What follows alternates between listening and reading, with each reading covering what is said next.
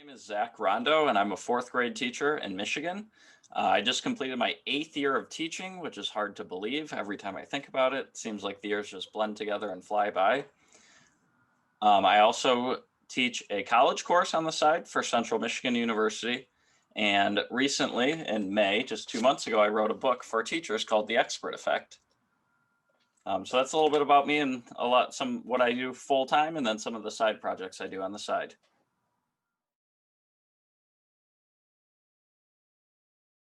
One of my favorite things about being a teacher is that day to day is completely different all the time, and that it's never going to an office and sitting at a computer and doing the same thing over and over and over again.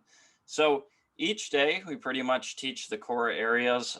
My day goes with we start with a morning meeting where we talk about character building, start with some positive video or a wise words quote to get the day going and started in a positive direction.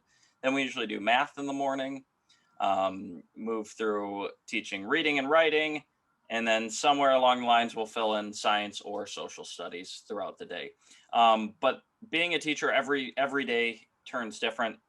Every day there's like maybe one day there's an assembly or a fire drill. Your schedule gets moved around and turned around in every which way. And being one of the biggest keys to being a teacher in that way is to be flexible, and able to move rapidly, because not only do you have to move rapidly, you also have 20-ish kids in your room that you have to get to move rapidly as well.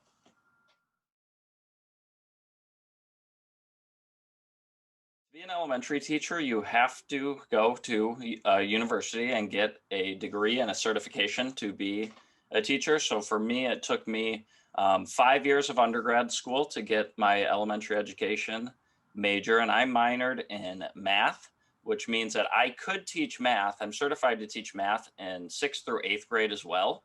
I don't intend to do that, but I do have the certification to do it. Another thing with teaching is that or at least in Michigan where I teach, every 5 years, you have to get a certain number of professional development hours. So what I did in my first 5 years is I decided to get my master's degree. So I got a master's degree, and another way that teaching works with schooling is when you get a master's degree, you get a pretty good raise in pay, at least where I teach. I know it's not the same everywhere, but for me, I was able to get my master's degree in 2 years, and that gave me about an $8,000 a year raise. So to me, that was well worth the extra schooling, and I learned a lot in that program. I did mine in educational technology, which taught me a lot about using technology. Is very applicable to my field. So for me, I did an undergrad degree, I did a master's degree, and then last summer I took 30 more credit hours of schooling that was not a degree program. It was more professional development, but that also gave me an additional raise that's called your Master's Plus 30, which again, I'm not sure that all school districts offer, but I do know in Michigan many of them do.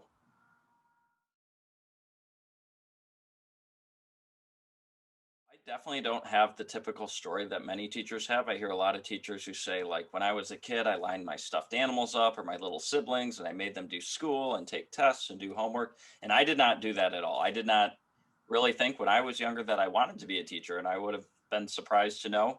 Um, but I do come from a family of teachers. My mom and my grandma started a daycare preschool center almost 40 years ago, and my mom still runs it and owns it today. I have aunts who are teachers. Before my grandma did that, she was a kindergarten teacher, and my grandpa was a fifth grade teacher down the hall, and that's how they met each other. So I come from a big family of educators, and what really did it for me is that during the summers of college, right after high school, I started working at day camps, and I got put in the day camp with a third and fourth grade age students, and then I became the director of that day camp, and that is what solidified it for me that that was the age group of kids that I wanted to work with, and wanted to spend my time doing. So in college, when I decided to go into education, I decided to look at the elementary age and focus on that upper elementary age. So that was my journey to getting there. But as a kid, I definitely didn't think I was going to be a teacher.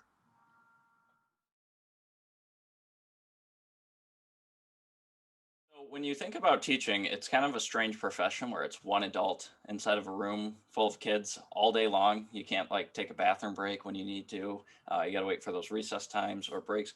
But when I became a teacher, the biggest thing I realized right away is how collaborative the profession was. and how much you work with your principal or your reading specialist or the special education teachers. And I could not do it without my two grade level teaching partners. We talk every single morning, every day after school. We plan together. We think about what we're doing with our students. We bounce ideas off each other. And that doesn't mean we do the same thing every day, all the time, but we let each other know what we're doing. We share good ideas. So teaching is one of the most collaborative professions. And I think that's what makes it a joy. I could not do it if it was all alone and just me. When we went to remote teaching during the pandemic and we were all just sitting at home by ourselves and we had to like schedule Zoom meetings and calls with each other, it made it very apparent how important it was to collaborate, because sitting here by yourself made it really difficult to make decisions and to get good ideas. So it's important to collaborate and work with all the professionals around you and get their expertise as well.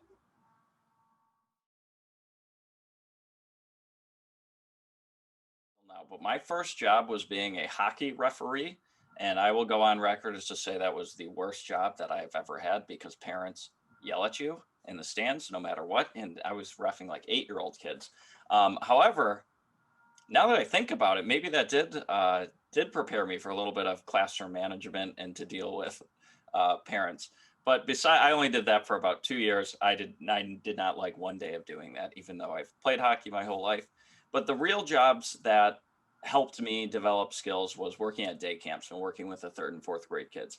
And what that taught me is how to build relationships with kids. And the core of teaching is, of course, you got to know your content. You got to know the strategies and the content that you're teaching. But the core of it is being able to build relationships, make the kids trust you, believe in you, know that you are there for their best interest.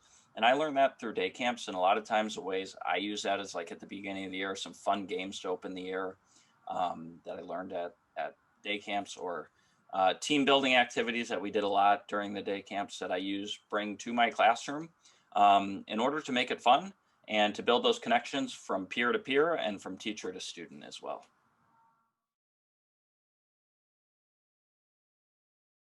Yeah, flexibility is the most important key to being a teacher, because things pop up all the time, every day. It can be the middle of a perfect lesson and something happens, a lot of times relating to technology. So being able to go with the flow, be flexible, and always have a backup plan in mind. Not if something goes wrong, but when something goes wrong. And those days where nothing goes wrong, those are the greatest days. They do happen. But making sure you're flexible and also being open. One of the greatest things in my mind about being a teacher is you're never just done. You can always learn more. You can always become better. There's always new strategies, new research that's coming out. So teaching is not like you get your degree and you're done. It's a continuum of growth, in which you're always moving forward and getting better and learning new strategies and trying new things, which is what keeps it fun and engaging for us. And it's not that rote job that you sit and do all day long. So being flexible, being open to growth, and willing to push yourself to be better each and every day is some of the most important things to being a teacher.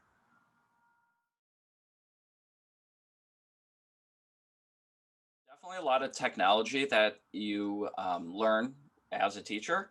You become part-time teacher and part-time IT consultant on the side. They don't teach you that in college, but you figure it out on the flow, on the go. And that's very dependent on what your district has. For example, my district has had smart boards the last 8 years, which are like the interactive whiteboards. And now next year we're getting like LCD TVs and new laptops for our classroom. So it's going to be a huge shift for us in learning new technologies. And as everyone knows, technology shifts and it grows and it moves and it updates all the time. So there is a lot of technology within education. It's all dependent on where you're teaching and what kind of technology they use. Some districts use Chromebooks. Our district uses iPads for school. Some have laptops. So there are a lot of tools to use, but it depends on where you're teaching.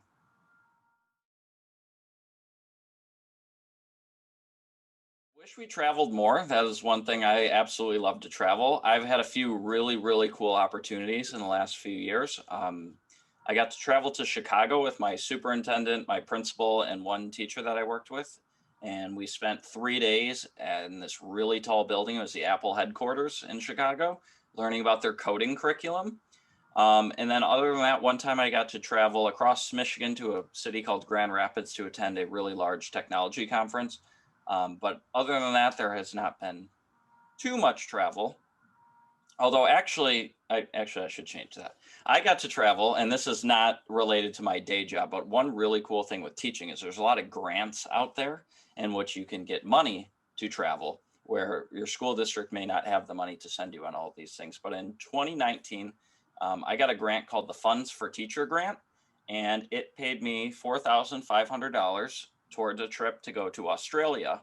And I was able to attend what was called the World Conference on Positive Psychology and learn how that could apply to my teaching. So I spent a week there paid for by this grant, fully funded to do this conference. And then since I was all the way over there on my own personal time and money, I spent 2 more weeks traveling around there. So that is an opportunity that came up teaching, but it wasn't quite my district. It was me going for this grant, which I applied for 3 years in a row and finally got.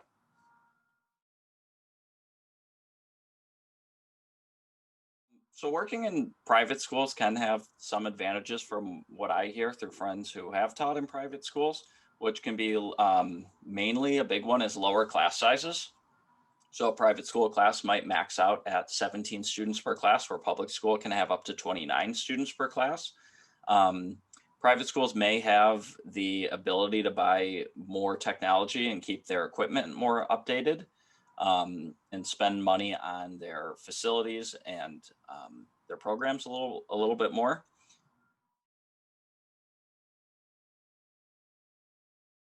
With teaching, the big elephant in the room is always pay, because that's all you hear about growing up is that teachers don't make a lot of money.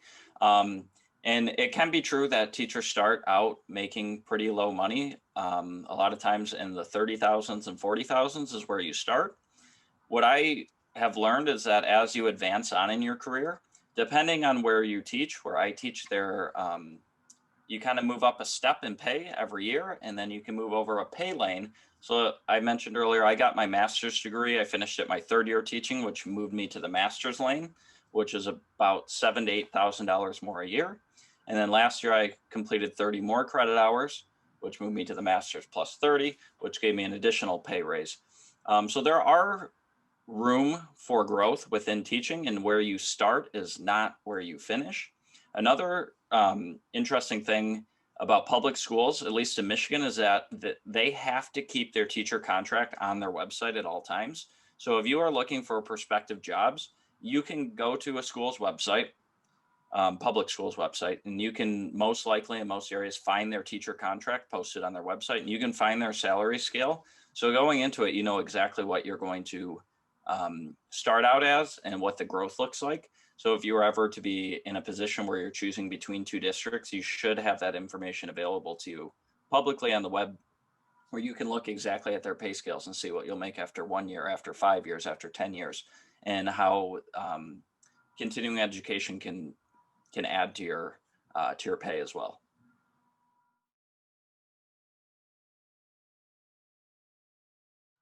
One of the things that people think about teachers is that they just work 8 a.m. to 3 p.m. and then they get to go home and enjoy their afternoons, and they get all the holidays off and summers off. But I can tell you that that is not necessarily the case. When you're a teacher, you're always on, you're always going.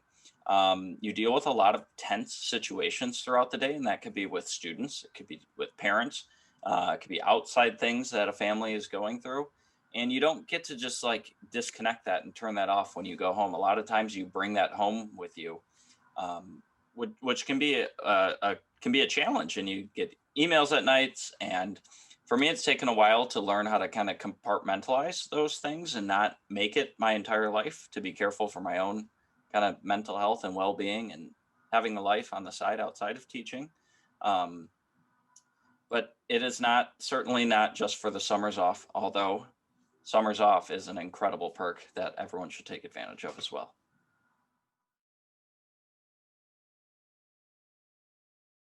The part about being a teacher is working with the students each and every day, building those relationships, and those don't just end when a student leaves your classroom. My favorite part about being a teacher is when students come back year after year, even after they moved on to elementary school, or even now my first year students are going to be seniors in high school this year.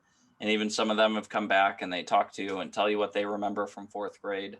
So just building those connections, and not just with the students, but with their families as well. And as you teach for a while, you'll likely have a family where you'll have 2 or 3 of their kids, and you really get to know all of their kids, and you really become like part of their family for those years. And you live in their memories forever. I can remember all of my teachers growing up, many years later. So that's the best part about being a teacher, is knowing that you're making an impact on people and that you'll be remembered by them, and when they come back and visit and tell you those stories.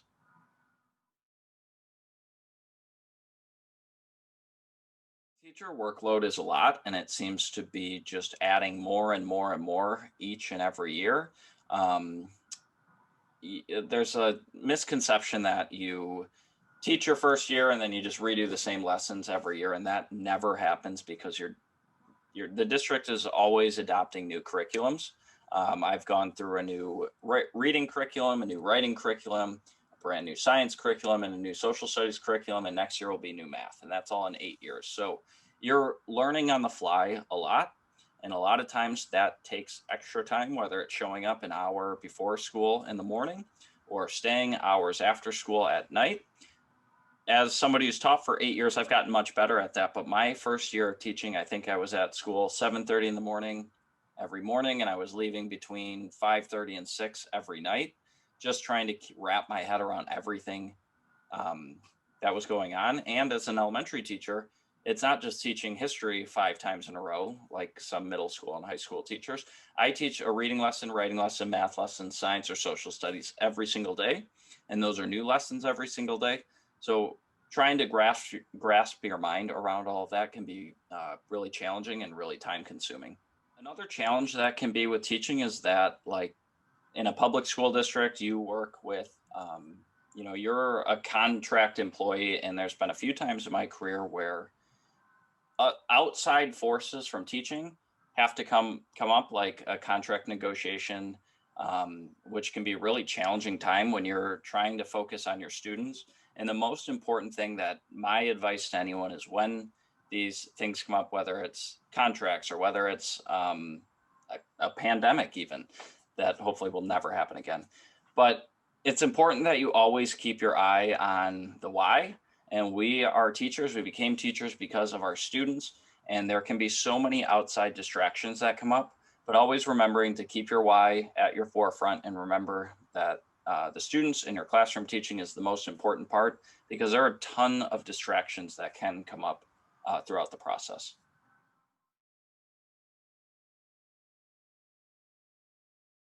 What I wish someone would have told me is that teaching is a profession of highs and lows, and the highs can be very high when you um, see a student who maybe was below grade level in reading, and they jump up and advance and finish the end of the year, and it kind of sets them on a new path in their educational journey. But there can also be a lot of lows when it comes to maybe dealing with parents, or a student having a really unfortunate situation outside of school, and it leaking over to you. So I wish somebody would have just told me to kind of buckle up your seatbelt. Every year is a ride, and you kind of have to take the highs as they come and deal with the lows as they come, without losing sight of the full picture of what you're doing as a teacher.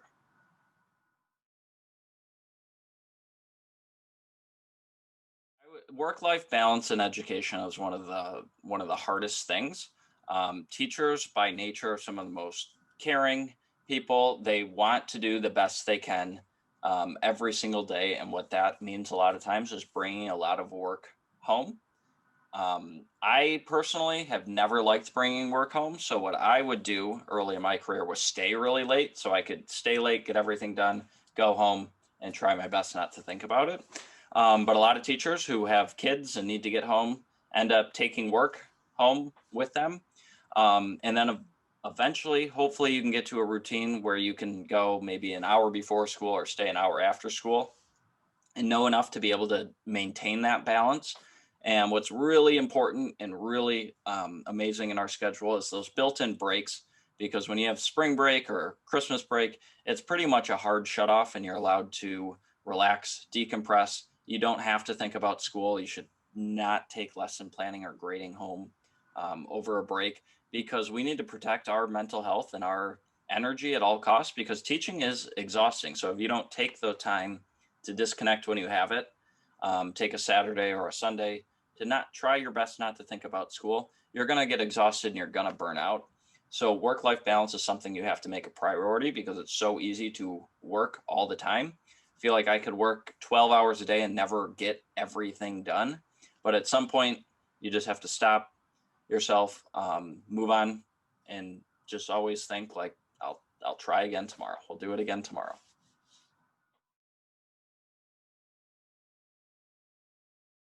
To just get into schools. I've had high school students, former students of mine, ask if they could come in and shadow for a day and observe for a day, and then ask me questions during our special time, which I always love having them in and having them see it from the other side. So getting into classrooms, if you're career shifting, and you could substitute teach. Now, I wouldn't fully judge teaching based on substitute teaching. Substitute teaching has its whole own unique challenges. So I wouldn't fully base it on if you like substitute teaching that you would like regular teaching. A lot of times substitute teaching is really hard, and you find when you have your own class and you can build those relationships, and you're in a consistent classroom every day, um, that it's a lot more enjoyable and rewarding than substitute teaching can be. But anything you can do to get into classrooms, or volunteer, or be like, if you have the time, you could do the after school programs, latchkey. Like I said, I worked in day camps, and that was pivotal to me over the summers. So anything you can do to work with the age group that you think you want to teach, because you might work with that age group and realize that it's not the age group you want to teach. And you may try like, middle school or high school, and realize that that's your sweet spot and that's the area that you want to be in. So the only thing you can do is to try different things, figure out what you like, what you don't like, and move from there.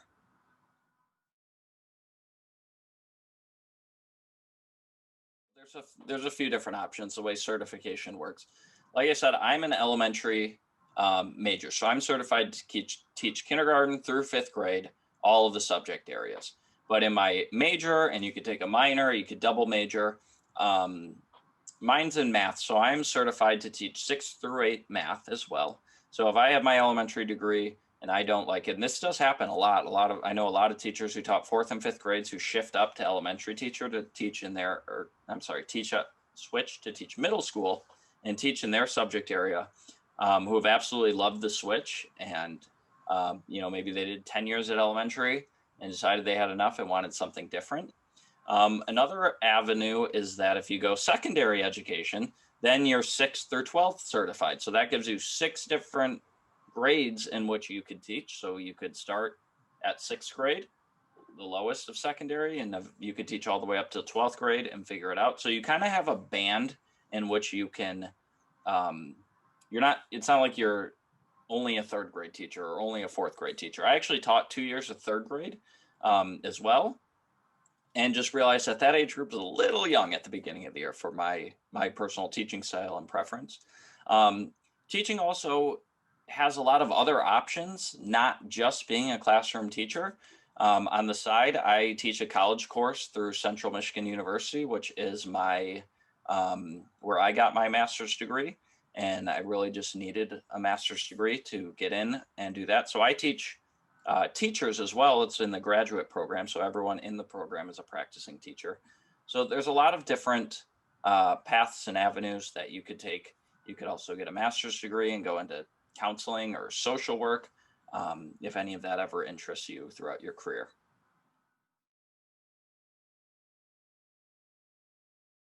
I co-wrote a book with my teaching partner, who I've worked with the last 8 years as well. It's been kind of just something we've dreamed of for so many years. If you shift this a little bit, you can see a ton of books back there on my shelf. I've read so many books that for teachers, and the best ones are always written by teachers. So we do a lot of presenting on the side, and Grace and I have gone to many conferences. And throughout doing that, we kind of started with a message, and we shifted our message and honed our message until we decided to write a book. So it's Speaking of time, it took us just over 2 years to write this book. From when we opened a Google document to when it was for sale on Amazon was uh, about 26 months worth of time. That's writing, editing. So our book is called The Expert Effect, a 3-part system to break down the walls of your classroom and connect your students to the world. And the purpose behind it is that teaching does not have to be, and it cannot be anymore, where students are sitting, memorizing information, taking multiple choice tests, and moving on to the next unit. So our goal is a 3-part system where we connect students with experts. So if we're teaching about entrepreneurship, we want an entrepreneur to either come into our classroom or Zoom into our classroom. If we're learning about science, we want maybe a biologist or a geologist to zoom in or come in and be able to give that firsthand perspective. Then we want students to become the experts in their learning through project-based learning, not just memorizing. And then finally, we want students to be able to teach the world like experts. So our classrooms, I have a classroom podcast called the 4th Grade Innovators Podcast, where students share their learning, something we've been doing for 3 years now. It's been listened to almost 4,000 times in about 32 different countries. So kind of giving students the opportunity to make their work public and to give them something to be proud of, to look forward to, and not just have their work live on a worksheet, be in your turn-in bin, get marked up with red pen. It's to make those learning experiences more memorable.